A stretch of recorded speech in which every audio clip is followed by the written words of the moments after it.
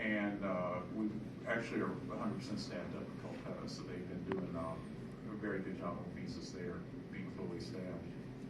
So I'm going to stop right there and go to questions. We'll take a question from the audience here first. Want to ask whether the consulate has a dedicated helpline for visa queries. For visa what? A dedicated helpline for people having queries about visa. That would make things easier. Do we have any plans to do that? I'll defer to Consul Flashbart on that. So we do have both a dedicated phone number as well as an email address, which our visa applicants can contact for assistance with their appointments.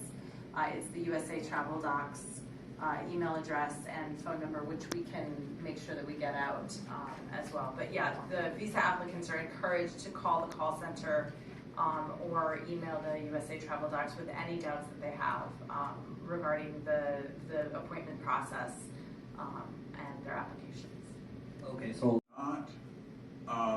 you never can tell with this pandemic how it's going to affect your plans, unfortunately.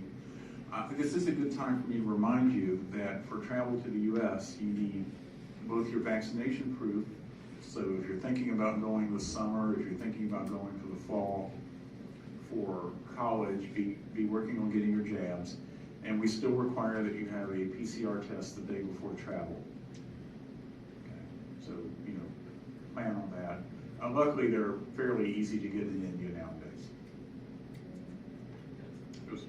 Yes, sir.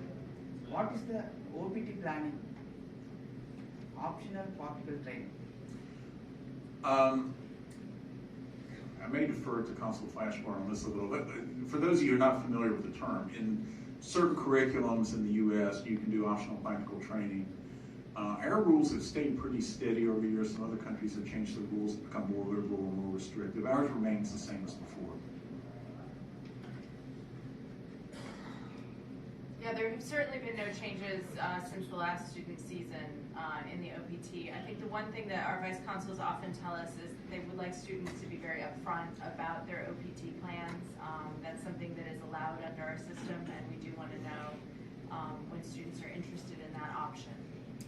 What are the use for our nearby countries? Pardon? Use the microphone, sorry. OPT planning for what are the use of for our nearby countries? Any use for OPT planning?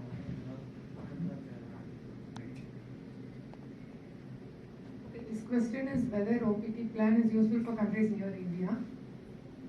If other countries near India use OPT? Oh, sure. It's a worldwide rule. Yeah, any student from any country who shows up in the U.S. can do OPT under the rules. I have a question. What? Australia has announced a waiver for Yeah, this is also above my pay grade. Those things are always up to the U.S. Congress. We have not added a country in some number of years. This is, we recover more slowly. It takes us a while to hire people, for instance.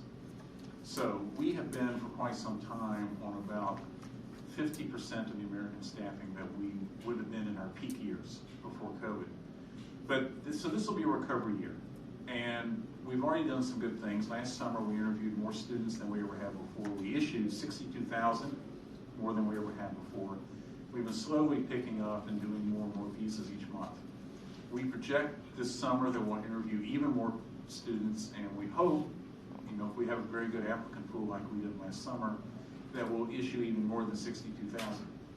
Over the coming 12 months, we intend to interview about 800,000 people for visas. That's compared to 1.2 million during one of our peak years, but it means we're doing about 2/3 of the work that we normally do with 50+% of the staff. So that's really happy to see that progress. And we'll pick up more and more staff for the next year, year and a half. So this year will be a recovery year. 2023 will be a bit of a recovery year, but I think by the middle and the end of 2023, we'll be back to normal in terms of staffing and workload. I know this is a particular interest to people in Chennai. during this upcoming year, we'll do about 300,000 H&L visas. And that's a little bit more than we usually do in a year. So that should be enough to meet demand, except there's probably some pent-up demand. So speaking of which, about 10 days ago, we very quietly opened up a lot of visa appointments. And if you were in one of the following categories, an F1 student looking to Dropbox renew your visa, and B1, B2 tourist or business visitor looking to Dropbox renew your visa, or a blanket L petition holder, or an H&L petition holder who is a first-timer, needs an interview. Those appointments are open in Chennai this summer. You can go to your computer right now and get an appointment. What's not available is first-time fresh B1, B2 tourist business visas. We'll open a bunch of them starting September 1st. We'll start doing that in a few weeks.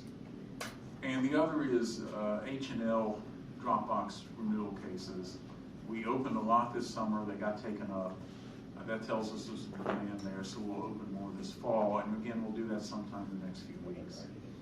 We'll also open up the student visa season sometime in mid-May. We haven't settled on an exact date yet. And like I say, we will interview even more people than we did last year.